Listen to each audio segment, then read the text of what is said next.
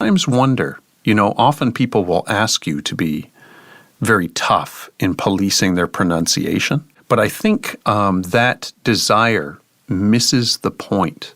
Like the native English speaker experience, there are so many people around the world that speak English, even as second language or a foreign language, that we are fairly adaptable. Like the focus for me is on understanding what the person is trying to communicate, and I really do not care that much about their pronunciation or whatever in relation to understanding what they're saying, right?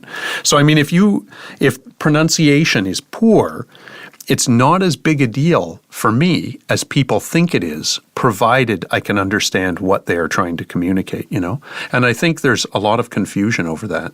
I think so too. And I've had students or people say, "Oh, please, if I make a mistake, correct me." And I'm thinking, well, the catch is that's actually pretty rude in an English context, right? It would be. And I think the point is to build their confidence and to get to know them. And like you said, to communicate. Their communication is fine.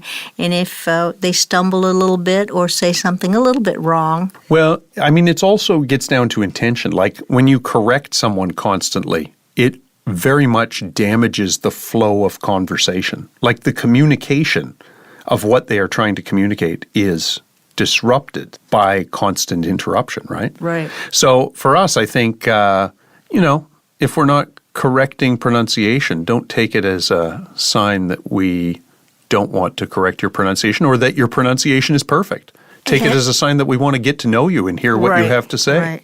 I think sometimes, too, if it's a big mistake, I won't stop and correct them, but I might kind of repeat it in a kind way that they don't realize, but correct them by saying it correctly. Just kind of restating what they've said? Exactly. I do that, too. Yeah.